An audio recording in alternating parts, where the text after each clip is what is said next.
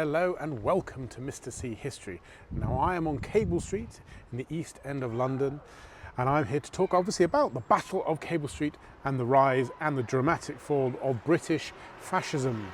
In October of 1936 there were a series of street skirmishes here between anti-fascists, the police, and fascists, and in the end the fascists lost and Britain did not become the fascist state like the rest of Europe did. We'll see why, but before we do that, let's first of all talk about how the British Union of Fascists, the BUF, grew in significance.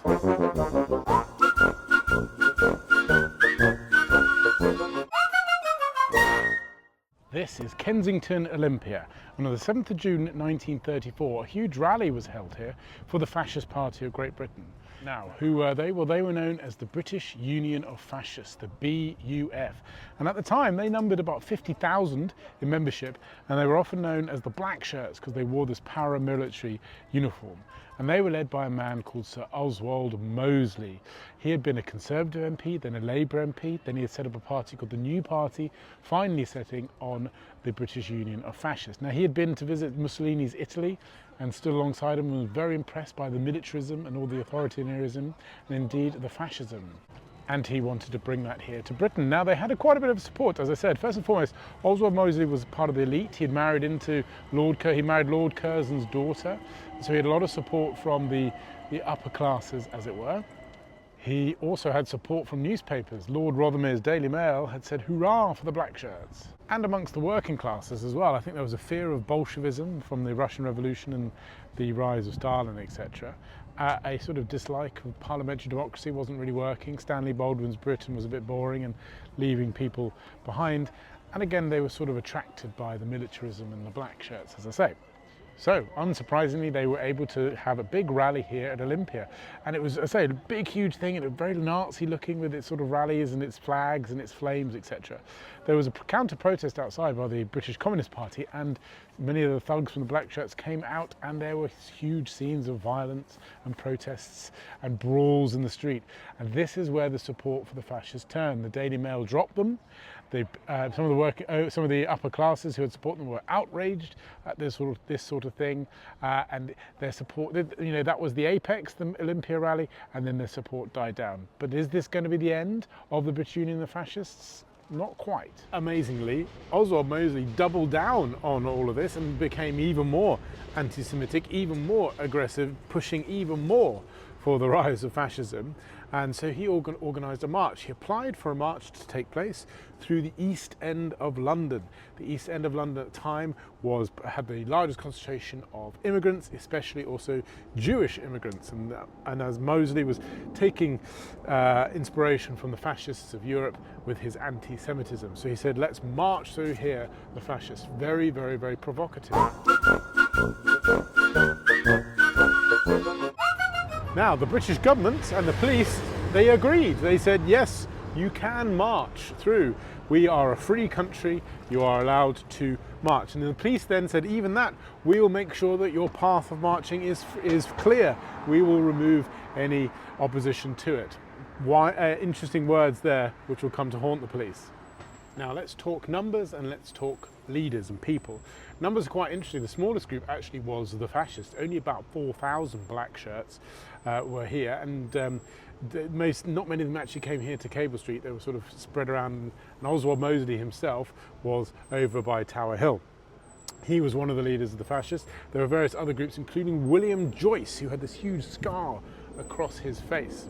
The next highest number was actually the police. About 7,000 Metropolitan Police were here, and they were, their aim was to try and let the march pass through. It was a legal march, but by far the biggest group, of course, was the anti-fascists. Now, these are a real group of various different people, from the Jewish population, which I've already mentioned, to Irish dockers, to trade unions, to members of the Labour Party.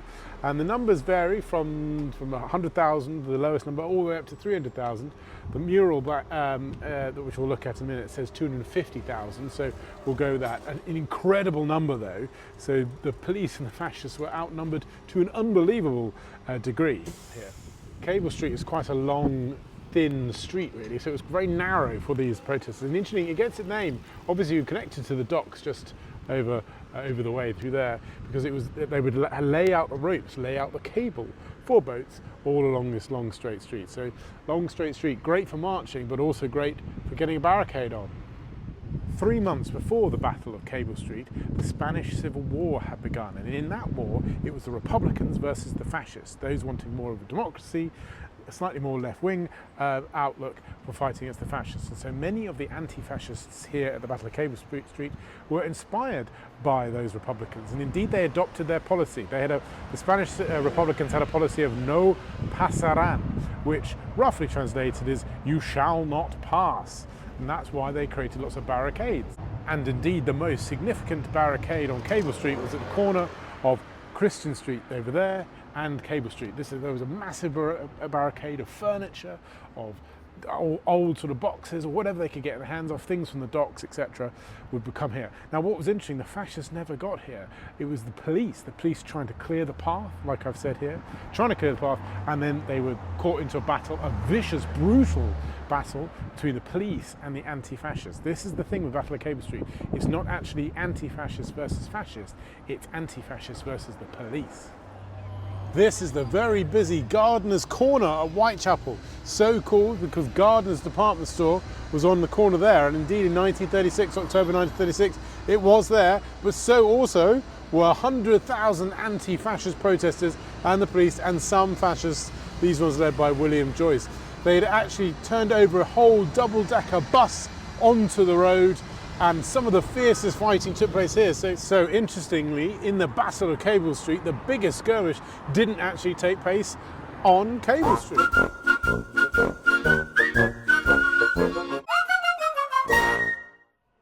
Well, they have here at Cable Street this fantastic mural, which was painted in the 1980s, and it gets lots of renovation every so often. It's fantastic. I think on this side we've got the anti-fascists, the Jewish population, the trades unions, the people like that, and they've got their banners and various things, and they are shouting and from the treetops, the rooftops as well.